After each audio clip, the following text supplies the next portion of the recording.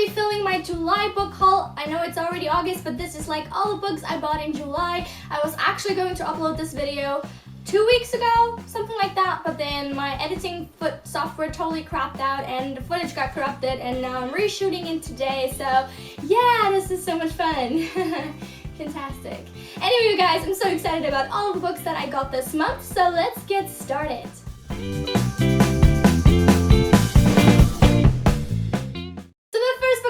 Today is The Mime Order by Samantha Shannon. This is the sequel to The Bone Season, and I adored The Bone Season, which came out like last summer or 2 years. No, actually I think it came out in 2013, and I really enjoyed it, so I needed to get the sequel. And oh my god, just look at this beautiful cover. Just for the reason of the cover alone, I think it's totally worth to spend like the 20 bucks that this costs, because it's just so amazing. And I'm gonna tell you more about this book in my wrap-up, which I'm gonna be filming after this, but let's just say that this book is really cool. And if you don't know what The Bone Season is, I uploaded a review video of it when I first read it back in 2013, so I'll link that down below in case you want to go and check it out. Next, I want to show you some graphic novels that I purchased. The first one is Saga Volume 4, which I was so excited for, and actually I recently found out that the 5th one comes out like in September, so I'm so excited. You guys, if you don't know Saga yet, then you definitely need to get a move on and change that, because this graphic novel series is so amazing. It's like fantasy and sci-fi and just hilarious. Just the sarcasm and the banter and all of it, I just love it so much. I love the artwork. I'm sure I've heard plenty of all of that already on BookTube, because these books are pretty hyped up, but for good reason, because these are amazing and you definitely should go and check them out. The next 2 volumes I got are from the Wicked and the Divine series. I guess the first one is called The Faust Act and contains the comic strip issues between like 1 and 5, I believe, and then the second one is called Fandemonium and it contains 6 to 11, and then the 12th one I think is already out like by itself, and then the 13th one comes out on the 5th of August. These graphic novels are really cool. At first I thought they were kind of confusing because the storyline is like really difficult, sort of really complex, but it's actually really cool. Basically, I'm just gonna read you what it says in the back, because this is like a short summary of that. Every 90 years 12 gods return as young people. They are loved, they are hated, in 2 years they are all dead. It's happening now, it's happening again. So basically it's about gods constantly being reincarnated, and as soon as they like appear as their reincarnations, I don't really know, they become like pop stars and they have their own fan bases throughout the years. And then the protagonist of these stories is called Laura, and she's a really big fan, and she kind of gets tangled up in their business a little bit, and it's so confusing. As I said, it's still not a lot easier by the second one, but I now have some sort of idea of what's happening at the very least, and I just thought that these were really fun and kind of intriguing story-wise. So if you like graphic novels, definitely go check these out, because they're better than I expected, to be honest. The next book I'm going to show you is what I'm currently reading right now, and it's The Immortal Rules by Julie Kagawa. I have never in my life read a book by Julie Kagawa, and it's like everybody else has, so I kind of want to join in with that because I feel left out. Basically this book is like a vampire story. I don't really know all that much because honestly I'm on page 18, so I can't really tell you much about it so far, but I heard a lot of good things. A lot of people that I really trust have said that this book is really great, so I'm hoping it is, because they're sequels and I love a book with sequels, so yeah, we'll see. The only thing I really hate about this book so far is the decollaged pages.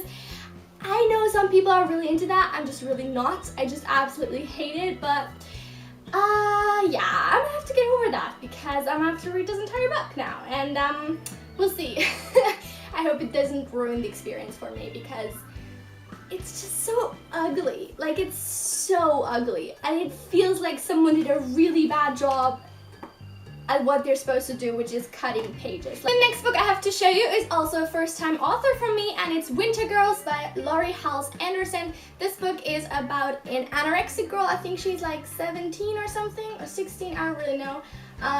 But she struggles with anorexia, with recovery from anorexia, and a friend of hers has passed away due to her eating disorder, and it's basically her just dealing with her illness and with the aftermath and feelings of guilt about her friend's death, and it's really interesting. It's really well written. I love this style of writing. I've never read anything by Laurie Halse Anderson before this, so I'm kind of excited to read more by her now. I know that she's also written a book called Speak, which I can't recall right now what that is about, but I have heard a lot of people say that it's really good, so I definitely want to get more into that because this book I really enjoyed. The next book I have to show you today is Gretel and the Dark by Eliza Granville. This book is written in like a split point of view type of thing, so we have two settings actually. The first one is in Vienna in 1899 and the second one in Germany in the 1940s.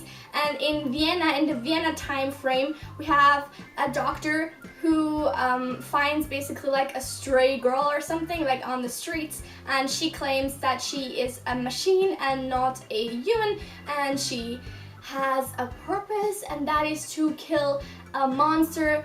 And it becomes very apparent very quickly that the monster that's being described or like talked about is supposed to be Adolf Hitler.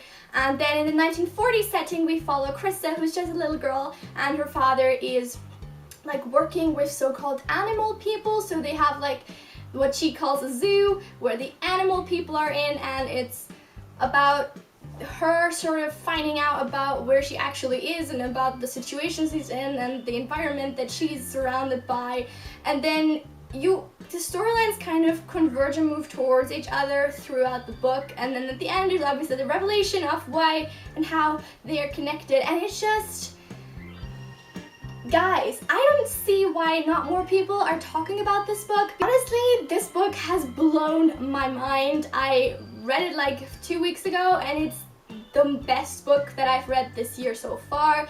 I absolutely loved it. The ending was crazy, and it just messed with my mind. It's so well done, all of it, and it's to do also with fairy tales. Like, fairy tales play a really important part in the story, and stories themselves play a really big part in the story, and it's just so well done. And I just, honestly, this book is so good. I definitely recommend that you go and check it out because it's so well written. I just love everything about it. I gave this 5 stars because, guys, you need to know how the two storylines play together, because it's masterful and it's creative and original and amazing, and it's, damn, I did not see that coming. Let's just put it that way.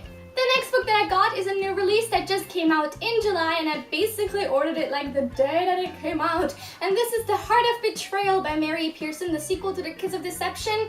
And if you don't know The Kiss of Deception, then you clearly were not on BookTube this time last year, because everybody was talking about it, and I really enjoyed the first one. I loved it so much. I actually reread it last month and still loved it as much.